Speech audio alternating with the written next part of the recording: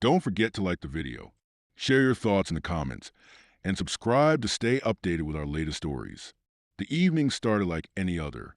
A cool breeze drifted through the open window, carrying the scent of rain-soaked pavement. I sat on the couch, nursing a glass of bourbon, the amber liquid catching the dim light. Sarah was late, again, when the door finally clicked open. Her heels tapped against the hardwood, sharp and deliberate. She didn't look at me as she dropped her purse on the counter. Long day? I asked, keeping my voice steady. She exhaled through her nose, a sound that wasn't quite a laugh. You could say that. I waited. She poured herself a drink, the ice clinking like broken promises. Then she turned, leaning against the counter, her dark eyes meeting mine with a challenge. We need to talk. I already knew. Maybe I'd known for weeks, the late nights, the texts she'd quickly hide, the way she flinched when I touched her. But hearing it still felt like a punch to the gut. I've been seeing someone else, she said, swirling her drink. And before you ask, yes, it's serious. I set my glass down carefully, the wood of the table solid beneath my fingers. How long? She shrugged. A few months. Months. The word echoed in my skull. Months of lies. Months of her laughing at me behind my back. I swallowed the burn in my throat. Why? Sarah smirked, tilting her head. Because I needed a real man. The air left my lungs. I'd heard her complain before about my job, my quiet nature, the way I preferred books over bars. But this was a blade twisted deep. I stood slowly, my legs steady despite the storm inside me. Then I guess we're done. She rolled her eyes. God, you're so pathetic. No fight, no anger, just surrender. That's why I left. I didn't answer. I walked past her, out the door, into the night. The rain had stopped, leaving the street slick and reflective. I didn't cry. I didn't scream. I just planned. The next morning, I woke up on my buddy Mike's couch, my neck stiff and my mouth tasting like regret. Sunlight streamed through the blinds, cutting sharp lines across the carpet. Mike was already in the kitchen, the smell of coffee thick in the air. He handed me a mug without a word. The silence between us was heavy, loaded. So, he finally said, leaning against the counter, Sarah, huh? I took a slow sip, the bitterness matching my mood. Yeah. He exhaled, rubbing his jaw. Look, man, I don't want to kick you when you're down, but, that word was a warning. But what? I asked, though I already knew. Mike hesitated, then shrugged. She's not wrong, you know.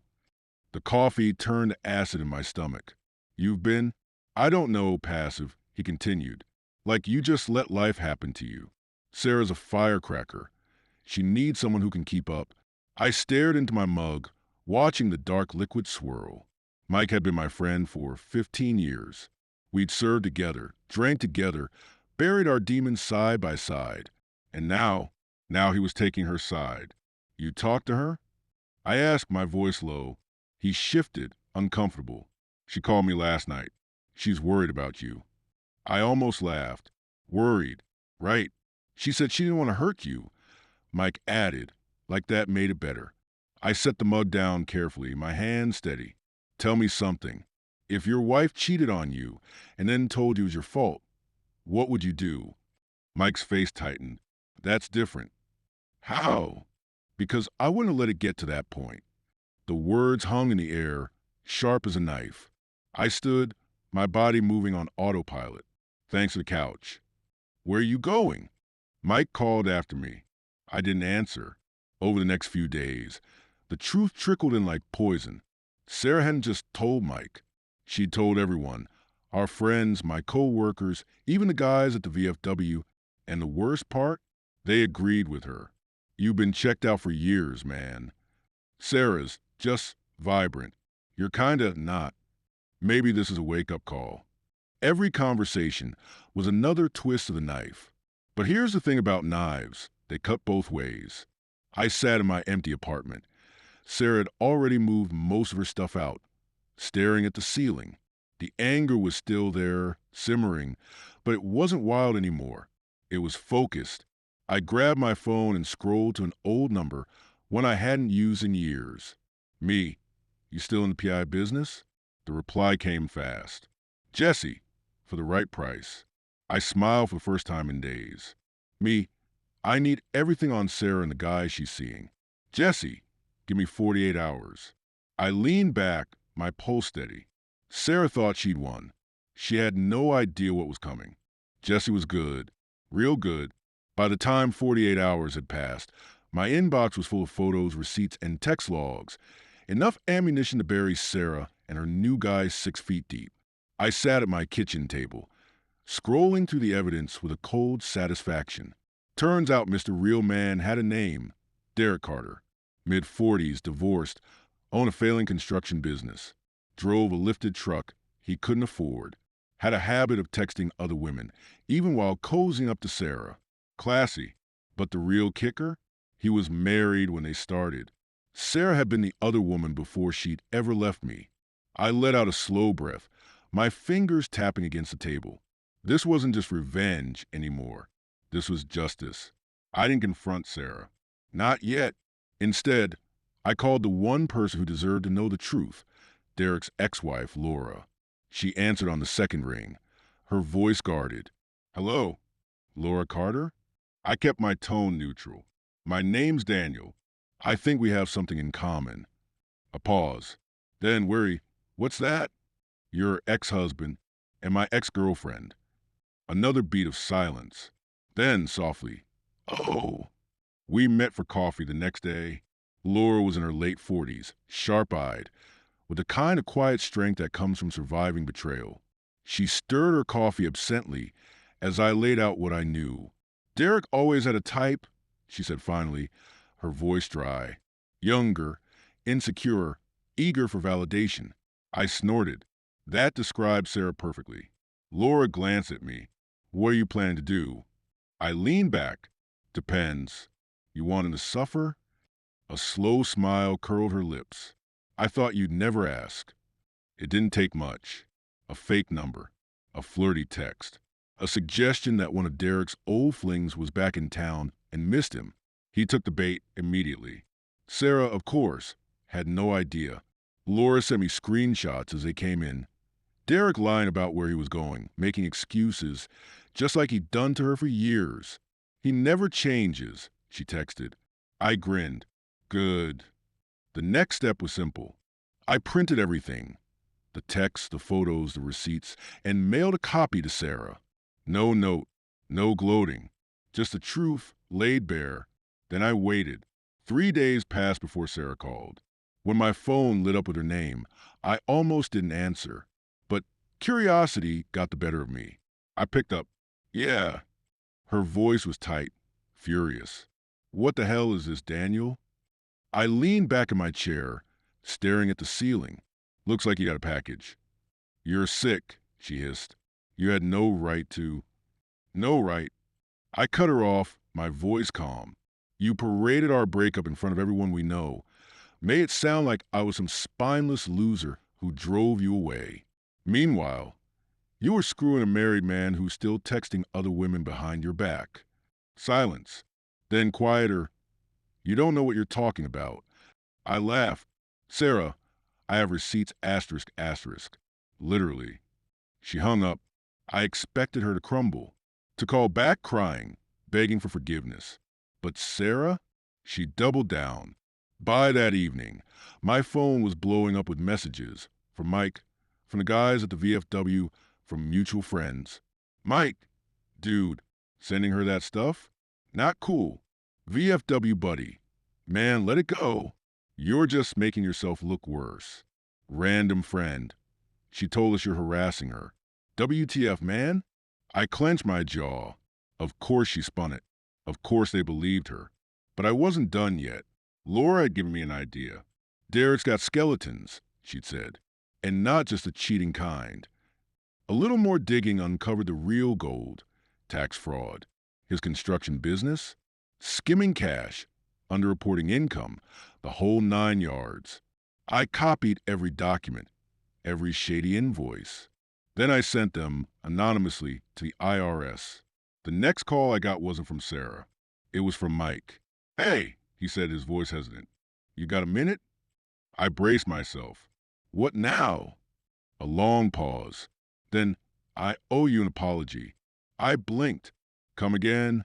"Sarah came by last night," he said slowly, drunk, screaming about Derek, about how he's just like all the others. He exhaled. She slipped up, said some stuff, made it sound like she's been doing this for years. My grip tightened on the phone. "Doing what?" "Cheating," Mike said quietly. "On you, on guys before you. Hell, maybe even on him already." I didn't respond. Mike sighed. "Look, man, I'm sorry. We all jumped to her side without hearing you out. That wasn't right." I closed my eyes. No, it wasn't.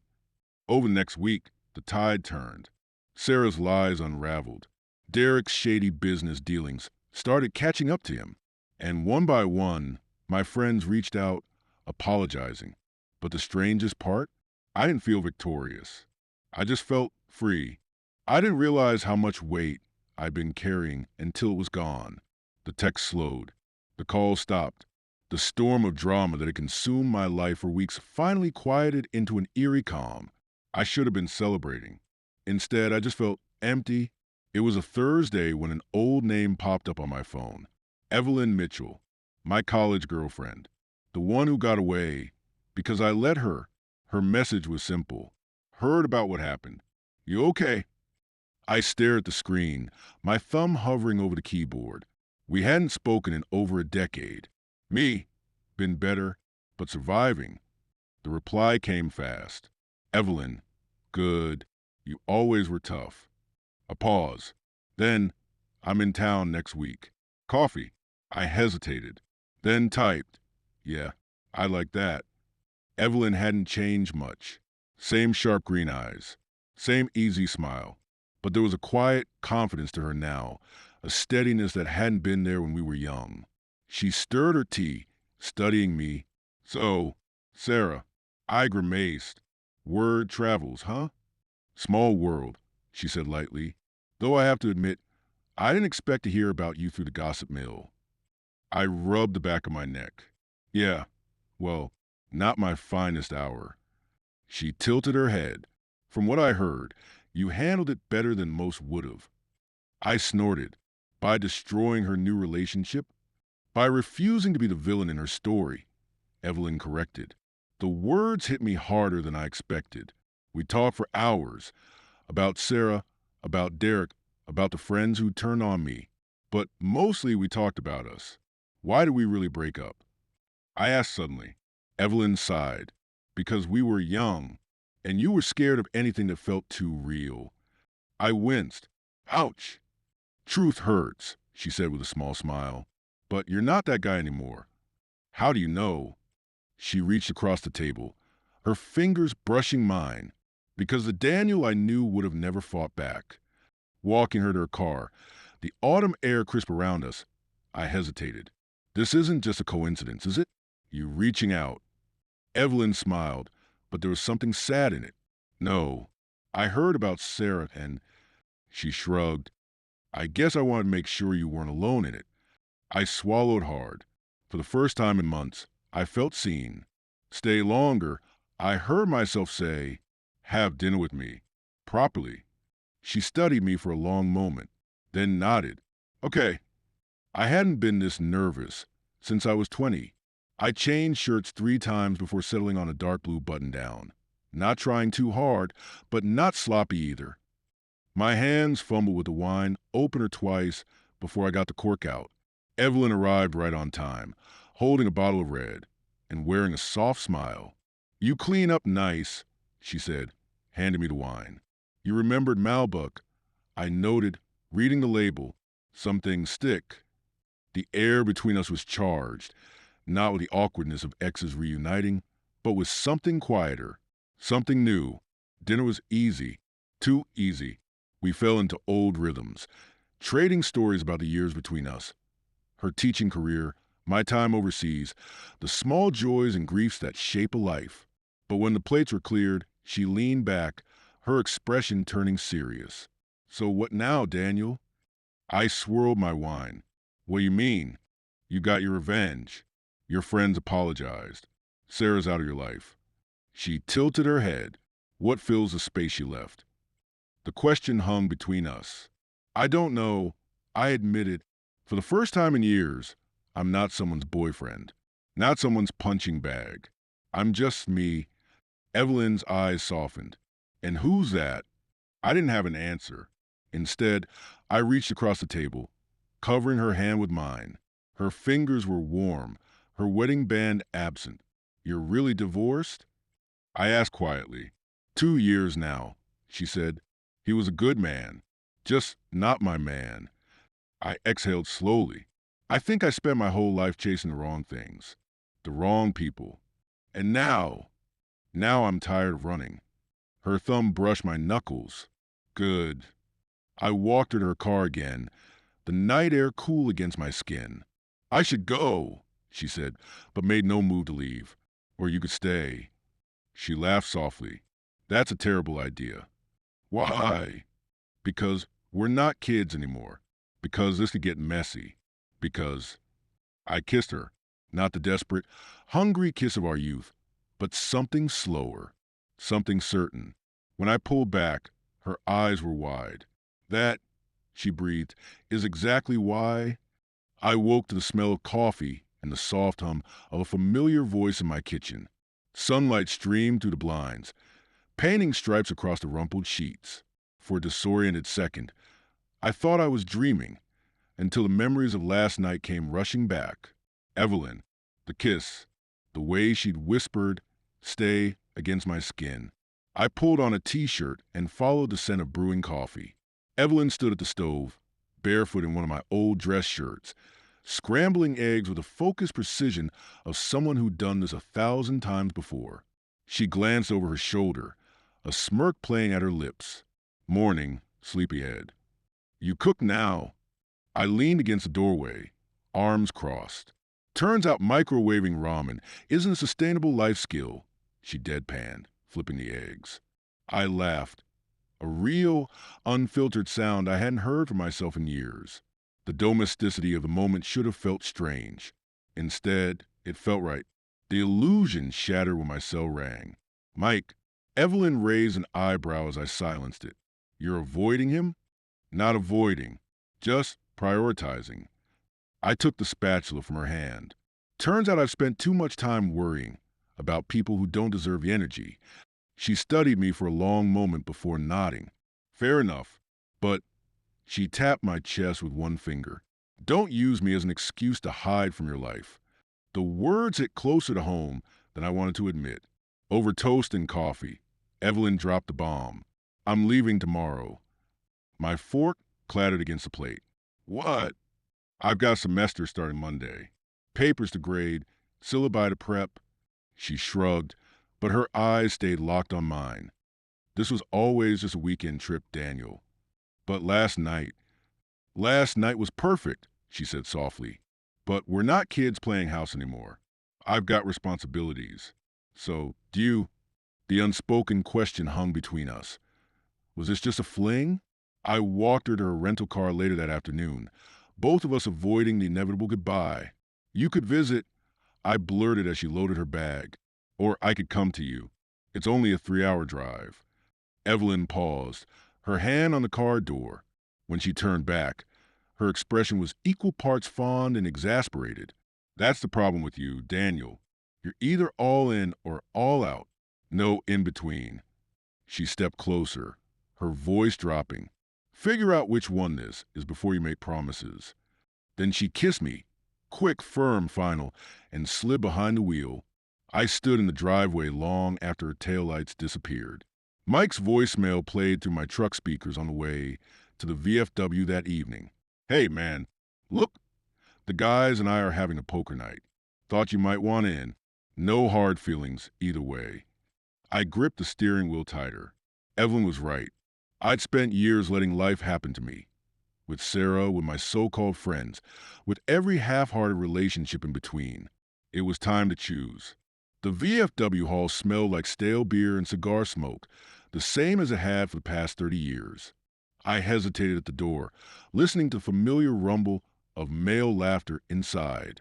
Part of me wanted to turn around, to avoid the awkwardness, the half-ass apologies, the sideways glances. Then I shoved the door open. Silence fell as every head turned my way. Mike recovered first, slapping the empty chair beside him. Took you long enough. You in or what? I met his gaze, then nodded at the others. Jimmy from the auto shop, retired Sergeant Hayes, a few other familiar faces. No one mentioned Sarah. No one needed to. Deal me in, I said, dropping into the seat. 3 beers in, the tension eased. Mike waited until the others were distracted, arguing over a hand before leaning close. Look, about Sarah. Don't. I tossed back the rest of my drink. Either you see me differently now, or you don't. I'm not here for excuses. He studied me for a long moment, then nodded. Fair enough. He pushed a fresh beer toward me. For what it's worth, you're handling this a hell of a lot better than I would have. It wasn't forgiveness, but it was a start. My cell buzzed halfway through the game. Evelyn, I excused myself, stepping out into the crisp night air. You okay? I answered. Her voice was soft, hesitant. Just wanted to hear your voice. A fist clenched around my heart. Miss me already?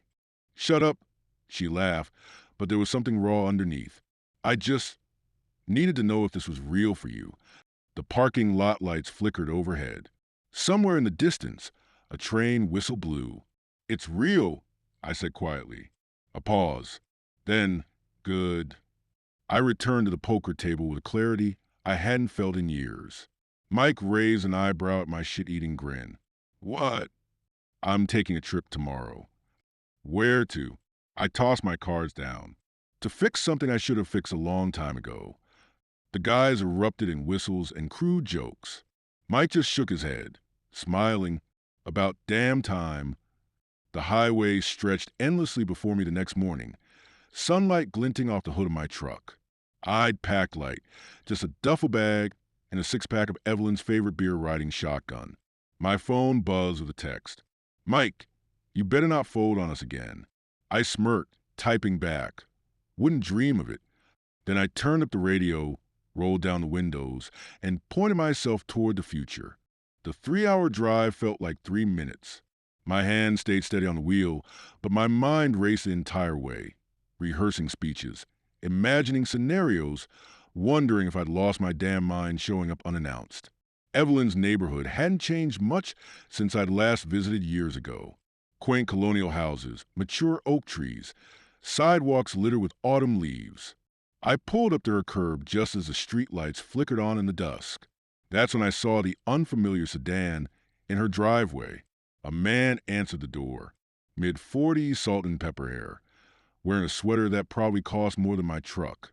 He blinked at me with polite confusion. Can I help you? My throat went dry. Is Evelyn home?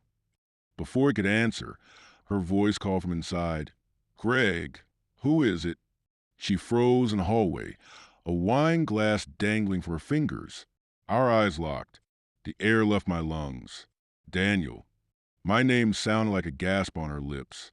Greg looked between us, his expression shifting from confusion to dawning understanding. Oh, you must be the ex-boyfriend.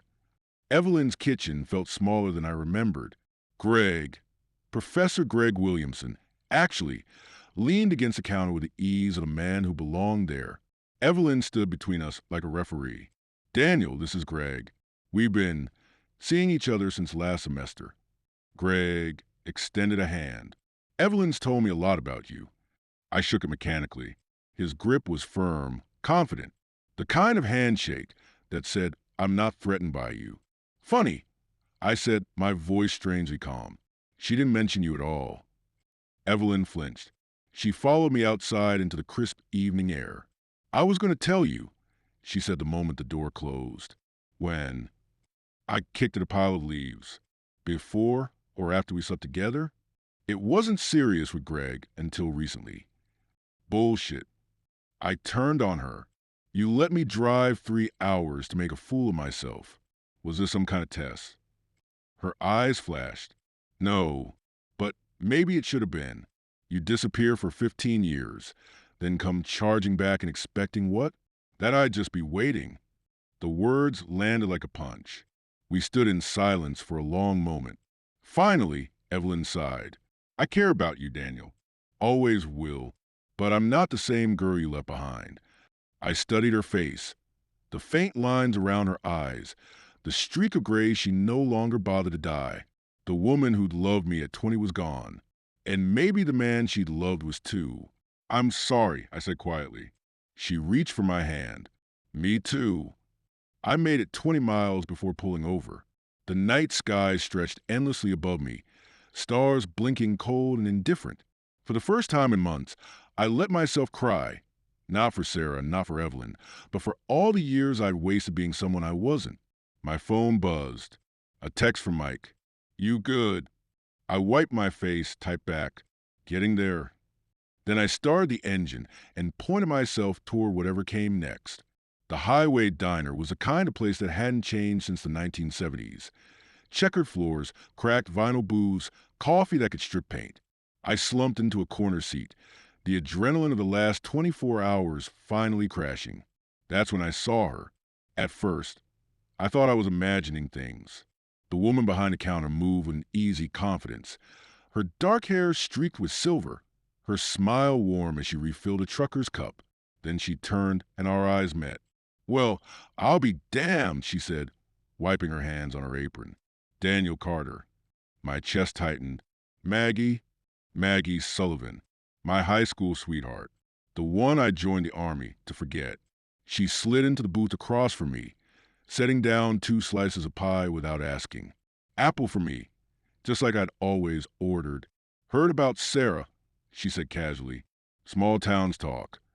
I pushed the crust around my plate. Guess I'm the local cautionary tale now. Or the local folk hero. She smirked. Depends who you ask. We fell into easy banter, the kind that only exists between people who've seen each other at their worst. She told me about her divorce, about buying this diner, about her son graduating college. I told her about the army, about Sarah, about Evelyn. Sounds like you've been chasing ghosts, she said finally. The truth of it settled between us. As dawn light crept through the blinds, Maggie dropped the key on the table.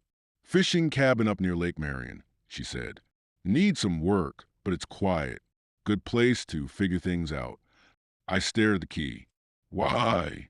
She smiled, the same way she had when we were 17, and I'd asked why she loved me. Because someone once gave me a second chance when I didn't deserve one. 2 hours later, I stood on a rickety dock, watching the sunrise paint the lake gold. The cabin was exactly as Maggie described, weathered but sturdy, with a stove and a porch that overlooked the water, a place out of time. My phone buzzed. Another text from Mike. You coming back or what? I typed slowly.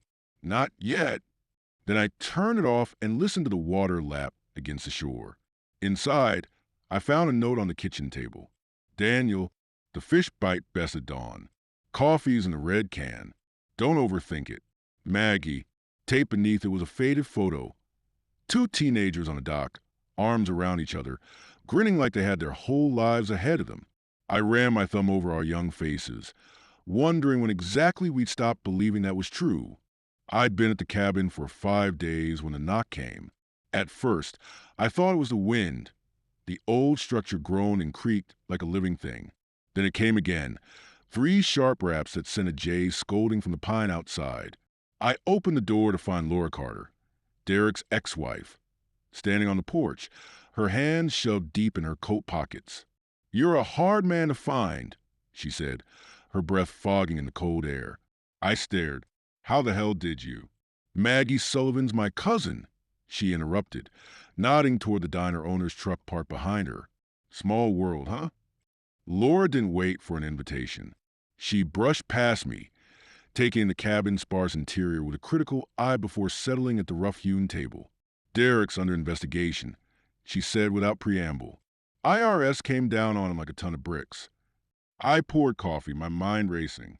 And he's blaming you.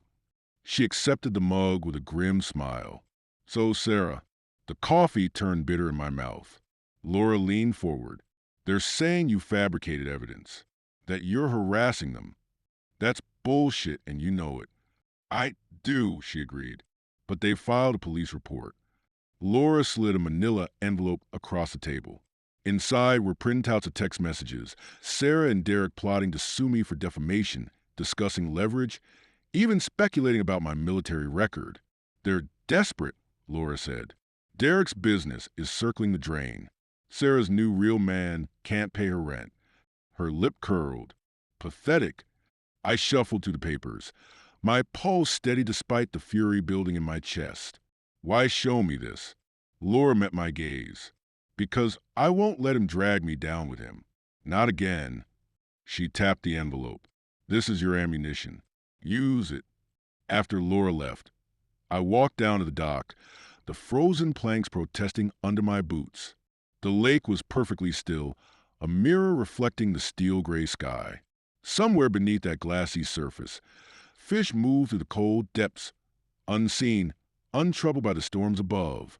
My phone sat heavy in my pocket. I could call a lawyer. I could fight, or I could let it go. A gust of wind rippled the water, shattering the reflection. Maggie found me there an hour later. Laura told you then, she said, handing me a thermos of soup. I nodded, staring at the far shore. You think I should run? I think, she said slowly, you spent your whole life either charging into battles or avoiding them. Maybe it's time to pick your ground. I turned the thermos in my hands, feeling its warmth seep into my skin. Then I pulled out my phone and dialed a number I'd avoided for years. Dad? It's me. We need to talk. My father's law office smelled the same as it had when I was a kid. Leather, old books, and the faintest hint of bourbon. The plaque on the door still read, Robert Carter, ESQ in no-nonsense block letters. He didn't stand when I entered, just peered over his reading glasses with those ice blue eyes that had struck fear into opposing counsel for 40 years. Took you long enough, he grunted. I dropped Laura's envelope onto his desk. I need your help.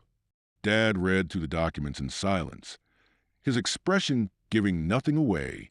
When he finally looked up, there was something almost like approval in his gaze. You've got them by the short hairs, he said matter-of-factly. But you already knew that.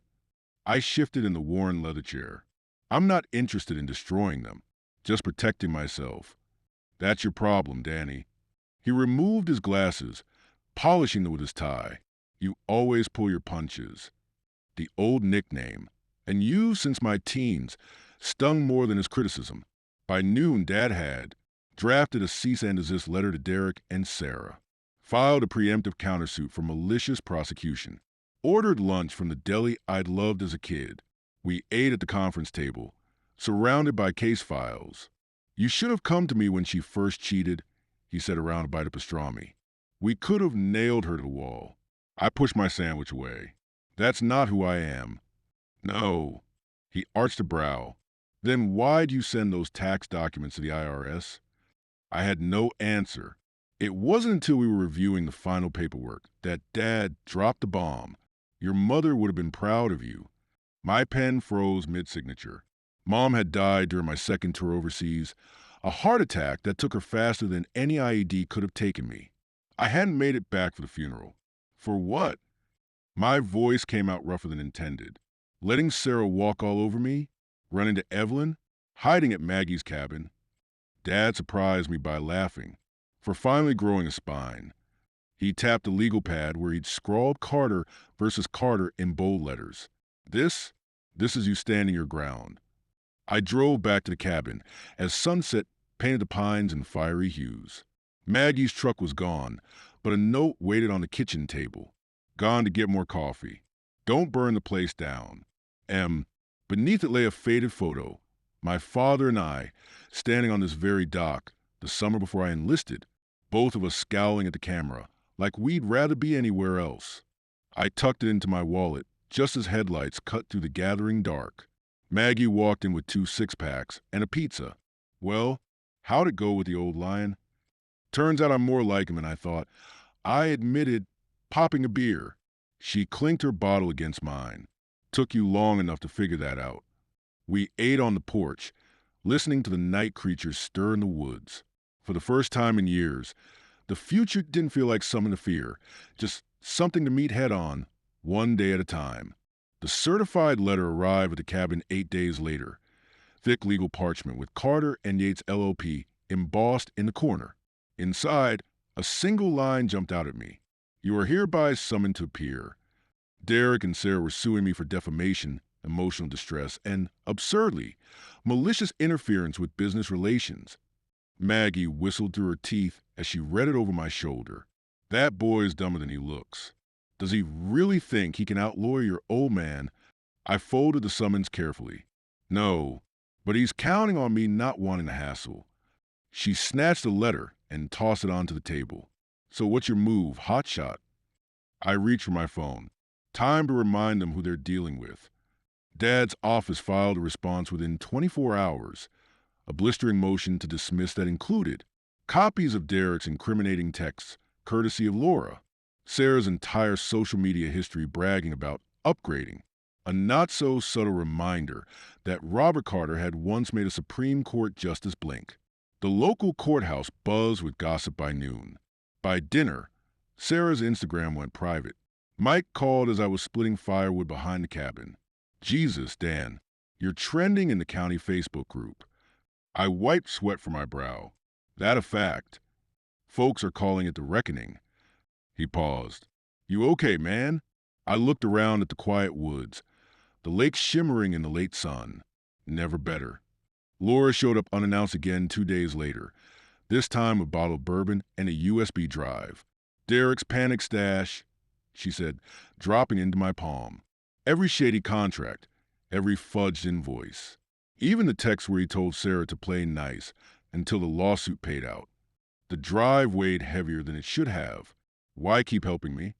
She poured 2 fingers into a jelly glass. Because watching that bastard squirm is the closest thing to joy I've felt in years. We drank in silence as the first snow of the season dusted the lake. That night, I dreamed of my mother for the first time in years. She stood at the end of the dock in her favorite yellow sundress, the one she'd worn when we'd go fishing before dawn. You're not him, you know, she said without turning around.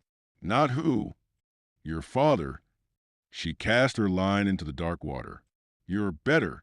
I woke with tears drying on my cheeks and sunlight streaming through the cabin's dusty windows.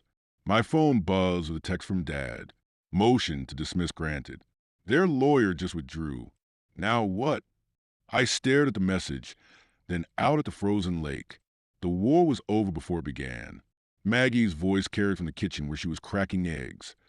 You gonna mope all day or come eat? I typed back. Now I live my life. Then I got up and went to breakfast. Winter loosened its grip slowly. By mid-March, the lake ice receded enough that I could sit on the dock again without my breath frosting the air. Maggie had taken to joining me most mornings, nursing her coffee while I fished, just like my mother used to do. One such morning, she nudged my boot with hers. You ever gonna tell me what's next? I reeled in an empty line. Thought I'd fix up this place. Maybe open a guide service. Maggie snorted. You hate fishing. I like the quiet, I admitted, and the view. She followed my gaze to where the rising sun set the water ablaze.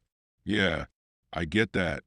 The letter came from a VA, a request to speak at the Veterans Center about transitioning to civilian life. I nearly threw it out until Maggie plucked it from my hands. This is perfect for you, she said. I'm no motivational speaker. No, she agreed, tucking the letter into my shirt pocket. You're better. You're real. The Veterans Center smelled like stale coffee, an industrial cleaner. 20 pairs of eyes tracked me as I took the podium. Some curious, some skeptical, all haunted in ways I recognized. I set aside my prepared notes. They told me to talk about adjusting to civilian life. I began, but honestly, I'm still figuring that out myself. A ripple of laughter. Someone muttered, amen. For the next hour, I told them everything. The failures, the false starts, the moments that nearly broke me. When I finished, a grizzled Marine in the front row stood and clapped. The rest followed. Afterward, the center director pressed a business card into my hand. We could use you once a month. I stare at the card, then at the men still clustered around me, asking questions. Yeah, I said, I think I'd like that. Maggie was waiting at the diner when I returned. She slid a plate of pie across the counter. Well, they want me back. I took a bite. Cherry this time. Guess I'm not done serving after all. She leaned on her elbows, her smile softer than I'd ever seen it. Never figured you would be. That night, I sat down at the cabin's rickety desk and wrote 2 letters. The first was to my father, short, to the point, just 5 words. Thank you. I love you. The second took longer. I sealed it in an envelope addressed to Evelyn, then tucked it into my desk drawer. Some truths didn't need sending. Some were just for acknowledging. The next morning, I found Maggie on the dock, her feet dangling over the water. You ever think about us? I asked, sitting beside her. She bumped her shoulder against mine. Only every damn day. The sun climbed higher, scattering light across the lake. Somewhere beneath the surface, fish began to stir. I reached for her hand. She let me take it. The first newspaper article appeared in April. Local veteran turns whistleblower. How one man exposed contracting fraud. Maggie slapped the paper down on the breakfast table. Her eyebrow arched. You're famous. I skimmed the piece, a surprisingly accurate account of Derek's IRS investigation, with my role framed as a concerned citizen rather than a jilted lover. Laura's handiwork, no doubt. This changes nothing, I muttered, pushing the paper aside. Maggie stirred her coffee slowly. Maybe not for you. Sarah showed up 3 days later. I nearly didn't recognize her. The smirk was gone, replaced by hollowed cheeks and smudged eyeliner. She stood on the cabin porch like a stray cat debating whether to bolt. You happy now? She spat. I kept the screen door between us. What do you want, Sarah? Derek left, took what was left of our money, and ran. Her voice cracked. They're talking about jail time. I studied her, the chipped nail polish, the knockoff designer bag. The woman who'd once called me pathetic now looked small. I didn't do this to you, I said quietly. You did. She didn't cry. Sarah never cried where anyone could see, but her hands trembled as she lit a cigarette. I came to warn you, she said, exhaling smoke. Derek's blaming you for everything. Says he's got friends who'll handle it. A cold weight settled in my gut. I'd known men like Derek in the service, weak men who paid others to do their dirty work. Why tell me? She flicked ash into the geranium pot Maggie had left by the steps. Because I'm not as brave as you thought I was. For the first time in years, I felt something like pity for her. I called my father that night. You carrying? Was the first thing he asked. Not since I got out. I admitted. The line went quiet for a long moment. Then, I'll be there by noon. When he arrived, he brought 2 things, a vintage Smith & Wesson from a safe and a box of my mother's old photos. Just in case, he said, handing me the gun. And these? I asked, lifting the photos. He cleared his throat. So you remember what you're fighting for. Days passed, then weeks. The gun stayed in the nightstand, and used. The photos stayed on the mantel, my mother laughing at this very lake, my father young and relaxed with his arm around her. Maggie took to staying over, though neither of us spoke about why. We fell into an easy rhythm. Mornings on the dock, afternoons repairing the cabin, evenings tangled in sheets that smelled like pine sap and her shampoo. One such night, as thunder rolled across the lake, she traced a scar on my shoulder. You think he's coming? I listened to the rain on the roof. No, cowards never do. At summer's peak, I finally opened a desk drawer where I'd stashed Evelyn's letter. Maggie watched in the doorway as I fed it to the wood stove.